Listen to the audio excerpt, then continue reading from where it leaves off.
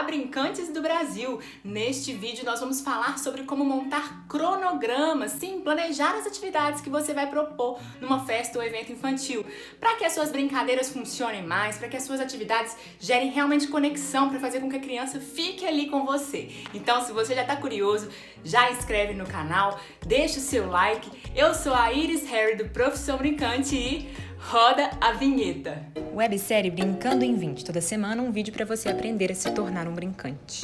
Bom, como eu já deixei aqui no meu quadro bem aqui organizado, eu gosto de organizar não só os quadros, mas as atividades da festa. E hoje nós vamos conversar por quê e como fazer isso. Bom, nada mais é montar um cronograma de atividades do que planejar as atividades ou as brincadeiras que você vai propor numa festa. Aí eu sei, claro, que quando a gente fala de festas infantis, a gente fala de um lugar de imprevisibilidade. Sim, crianças são espontâneas. Uma mesma criança que num dia quer brincar de pega-pega o dia inteiro, no outro dia não quer e tá tudo bem. Mas aí que tá a grande questão deste vídeo de hoje. Olha só essa frase.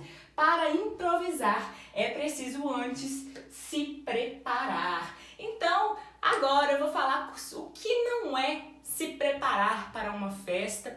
E eu acredito que não se preparar para uma festa é achar que as coisas podem dar certo, que tudo vai fluir normalmente, que você já tem um repertório, que você já faz isso há muito tempo. Para mim, isso não é se preparar.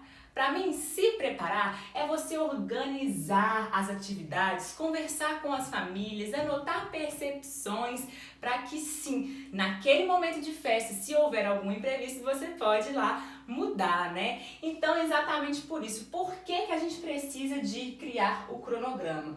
Bom, quando a gente vai para uma festa, a gente vai para um lugar que é cheio de estímulos e possibilidades para as crianças que estão brincando ali.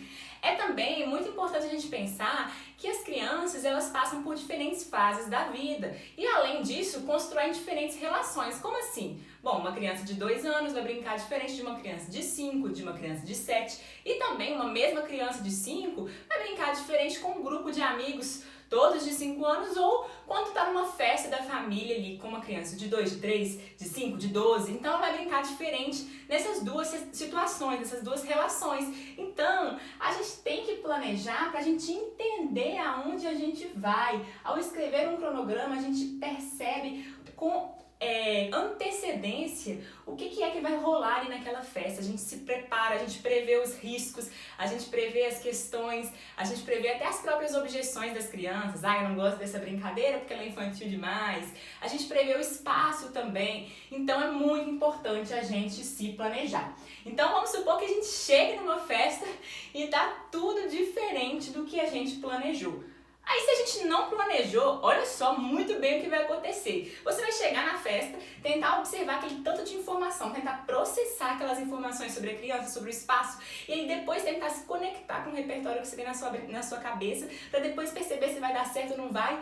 Vão ser muitas coisas ao mesmo tempo. Percebe que planejar, criar um cronograma, é antecipar essa relação de observação do espaço, de conversa com a família e também das possibilidades de brincadeira, para que na hora que você chegue lá e tá ali de fato vivendo um momento, seja na festa ou no online, enfim, você vai começar a perceber o que é que vai dar certo ou não. Percebe que você já está alguns passos à frente, né? Então é muito importante você se planejar. Tem também a questão do material que você prepara. Bom, se você vai preparar uma festa com gincanas, com várias brincadeiras, que tem saco, que tem bambolê, que tem corda, não tem como você deixar isso para trás. Se você está preparando uma brincadeira musical com os seus instrumentos, não tem como você deixar os seus instrumentos para trás. Se você vai fazer uma festa com pinturinhas, não tem como você deixar a sua caixa de pinturas para trás. Então, se planejar também está ligado a essa parte prática, né, da atividade em si. E aí, é importante uma outra coisa que eu comecei a observar também, e aí essa é uma observação pessoal, mas claro, eu quero passar para vocês aqui, para quem sabe vocês também não começarem a observar isso e falar, Iris, você tem de fato razão. Eu sinto que quando eu me preparo, eu começo a me conectar com essa festa já antes dela acontecer. É como se eu estivesse dizendo para o meu corpo, para minha cabeça, para minha criança interior, enfim, para várias possibilidades de mim, que eu vou passar por aquele momento. E aí eu já começo a imaginar qual é a criança aniversariante, como é o rosto dela, quantos amigos vão ter. E esse trabalho de imaginação exercita o nosso potencial criativo. Então isso faz com que eu chegue muito mais conectada na festa. Então se, por exemplo, eu não tenho muitas informações sobre a festa, eu não tive tempo de pensar, não planejei direito, quando eu chego ali, eu chego muito seca, eu chego muito olhando para mim, do que eu sei, do repertório que eu tenho na minha cabeça, e não olhando para a criança, para essa observação do outro, para essa observação da criatividade, entende? Então, eu particularmente acho, assim, muito importante. E eu sei que você deve estar pensando assim, mas é muito difícil, mas eu gasto um tempão preparando atividades e quando chego na festa nada funciona do jeito que eu planejei. Eu já ouvi isso muito, inclusive de algumas pessoas que trabalham, né, quem sonha, dessa angústia. Inclusive também você pode estar pensando assim, pelo amor de Deus, os pais não me passam nada de informação, passam informação errada, eu planejo, quando chego lá é totalmente diferente. Aí esse cronograma estava lá mais atrapalhando a minha cabeça do que me ajudando. Então, enfim, se você está com todos esses pensamentos na sua cabeça, vamos mudar ele aqui. Eu espero que eu já tenha plantado algumas sementes para você, mas agora eu vou contar um caso que aconteceu comigo, dentre milhares de casos. Eu fui numa festa de uma criança de 2 anos, que era a Gabi. E aí eu planejei várias atividades, assim. Eu planejei que era uma criança de 2 anos apenas. E aí com isso, eu não conseguiria criar relações de jogos com muitas regras. Por exemplo, deixa eu ver aqui, um primeiro que vem na minha cabeça, um corre-cutia, ou algum jogo, tem um jogo que chama Palavra Desafio, que é um jogo super complexo de regras que eu costumo ensinar. Enfim, se eu tivesse levado isso, eu não daria certo. O que eu fiz? Eu me planejei levando vários objetos extra, como fantoches, como instrumentos de material reutilizado, várias coisas para que eu deixasse as crianças explorando também aquele espaço, caso elas não se envolvessem com as brincadeiras que eu tivesse planejado. E quando eu cheguei na festa, a festa começou a chover. E aí, de um espaço amplo, gigantesco de grama que a gente tinha por ali, a gente passou para um cubículo minúsculo de uma área coberta. E aí, começaram a vir várias ideias na minha cabeça de percepção desse espaço, da brincadeira da chuva, das histórias, da música. E a gente foi brincando ali. Eu fui tirando os fantoches da bolsa e aí as crianças foram brincando com os fantoches.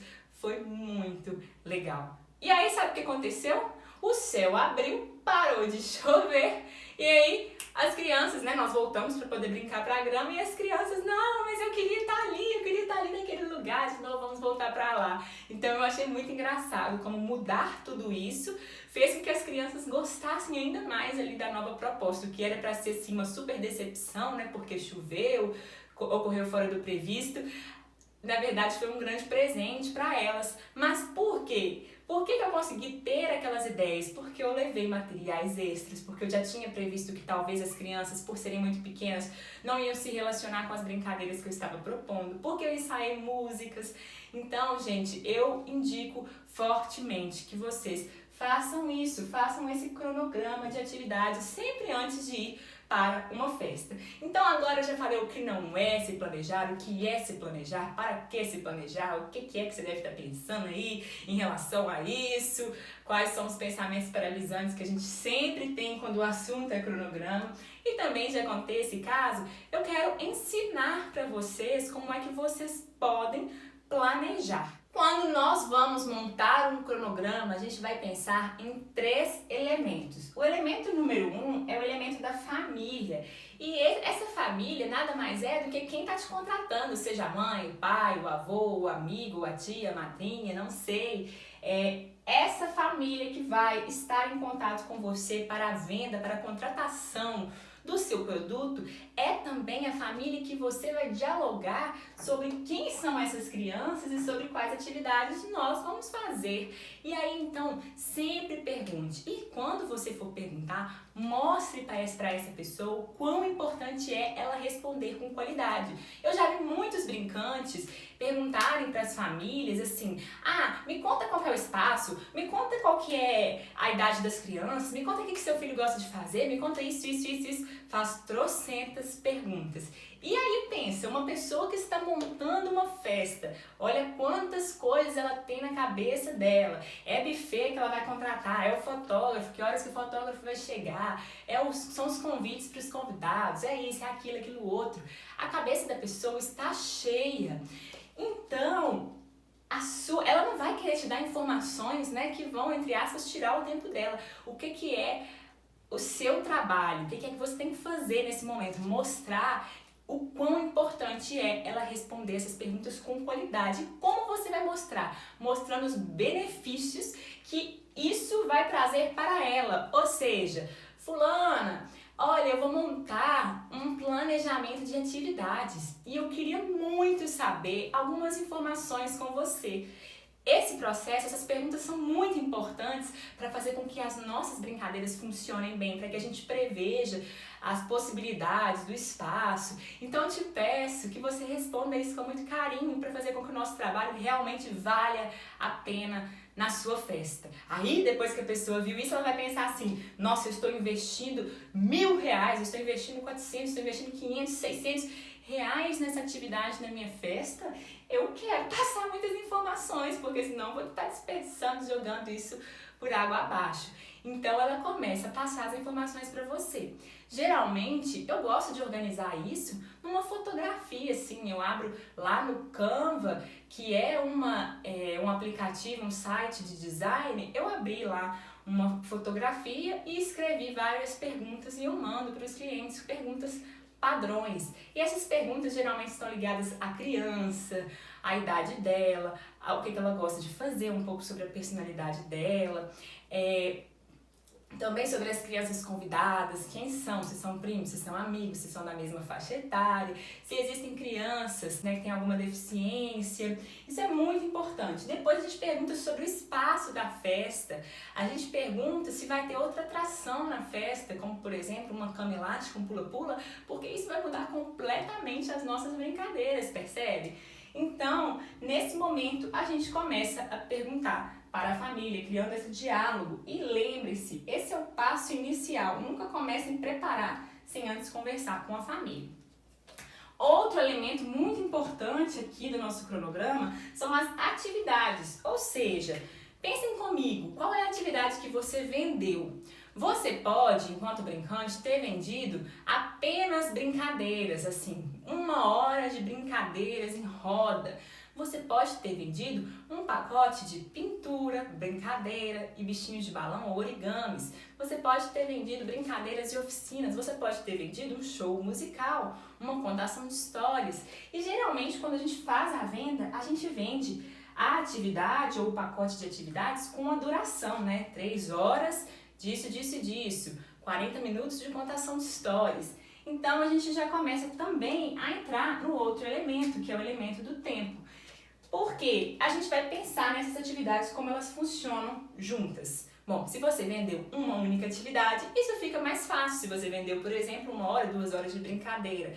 Agora, supondo que você vendeu atividades como oficina misturadas com a brincadeira, oficinas, pinturas misturadas com a brincadeira, bichinhos de balão, origamis misturado com as pinturas, é importante que vocês comecem também na prática de vocês a avaliarem em qual ordem essas atividades funcionam melhor. Por quê? Pensem comigo, às vezes, se o cliente está marcando com você para você começar as atividades bem no princípio da festa, pensa comigo se seria tão recomendável assim a gente já chegar com uma rodona de brincadeiras numa festa que acabou de começar. Talvez nem tenham, aliás, muito provavelmente nem tenham crianças o suficiente para brincar com vocês. Então, quando a gente pensa nessa possibilidade de atividades, a gente correlaciona ela com a ordem da festa, com essa dinâmica das festas infantis. Então, a gente vai pensar na quantidade de atividades, quais são essas atividades e quais são as características dela.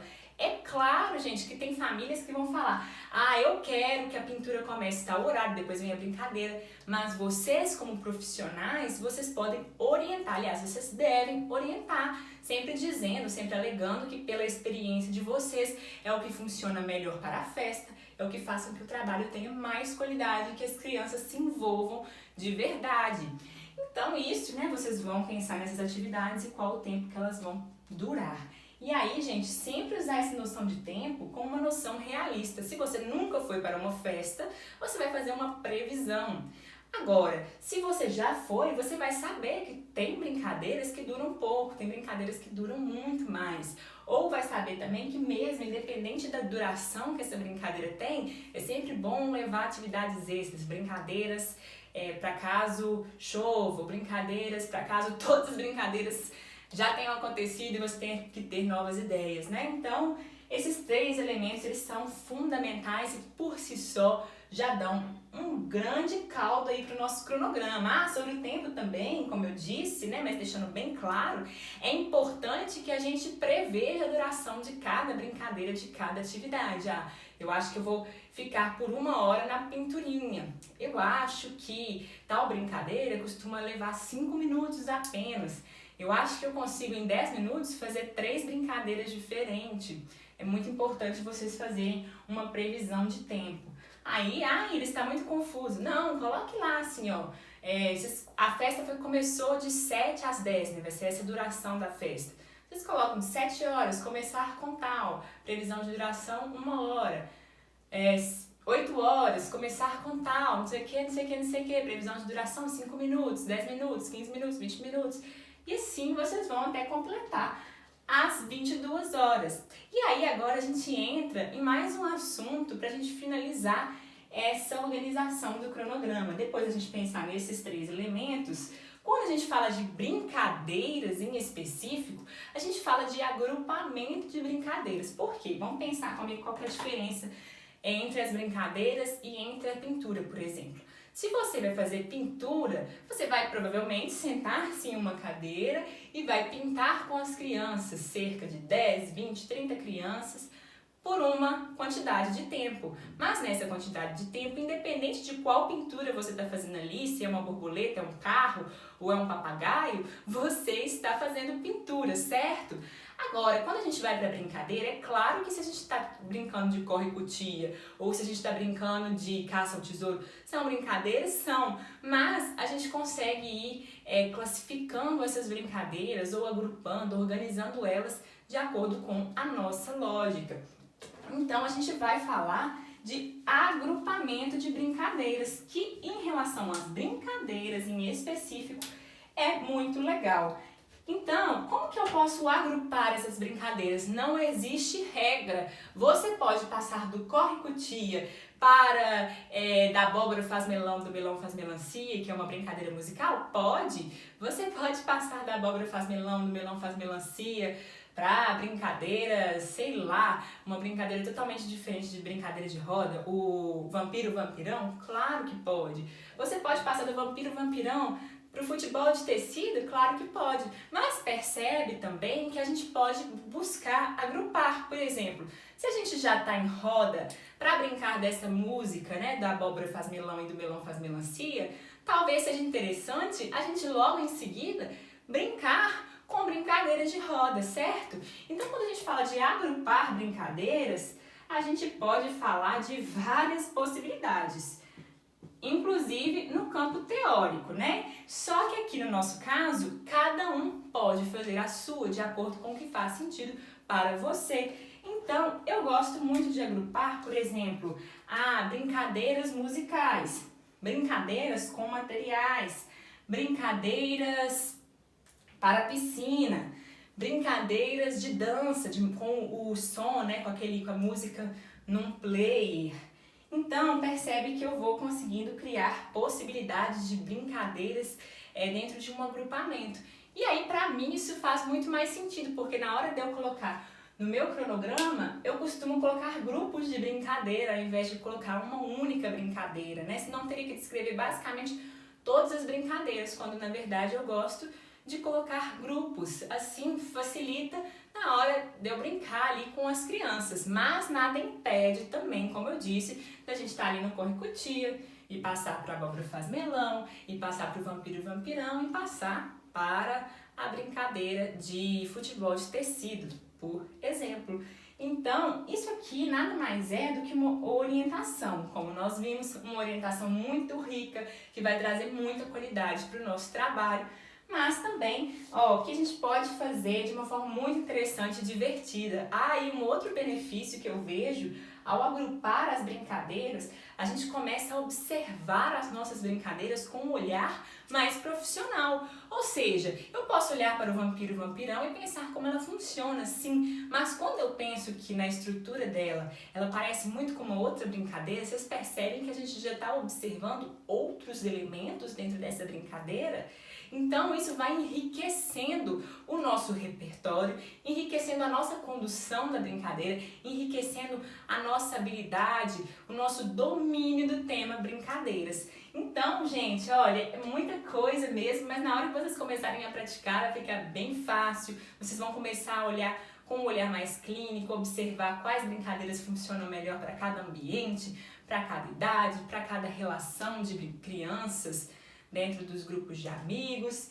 Isso é muito legal, uma prática importantíssima para o brincante. E agora, né, pra gente ir finalizando, eu gostaria de falar como você não vai se planejar. Olha só, brincante, você não vai se planejar copiando e colando o mesmo cronograma toda a festa, tá? Deu certo nesse, eu já dou um Ctrl+C, Ctrl+V e tento repetir. Você pode usar como base para uma nova festa, mas é claro, cada festa vai ter suas peculiaridades, as coisas que são diferentes uma das outras.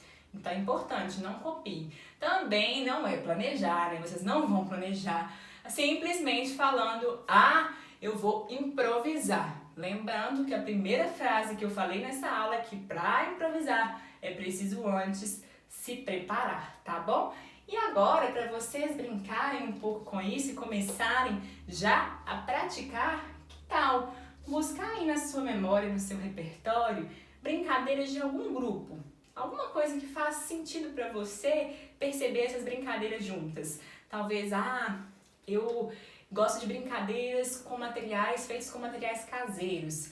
O elástico, o pé de lata, olha só, aí vai pensando nisso, se vocês quiserem anotar também, esse é um primeiro exercício, um exercício inicial nessa prática de planejar. Pessoal, eu espero que vocês tenham gostado de verdade dessa aula. Esse é o 5º episódio da nossa websérie e eu estou muito feliz de trazer um tema tão diferente aqui para as redes sociais, que é a formação de brincantes. Então, por favor, deixe o seu like e eu tenho certeza que nesse momento agora você já está pensando num outro amigo que também precisa de ouvir esses vídeos, de ver esses vídeos e saber tudo isso. Então, compartilhe com eles.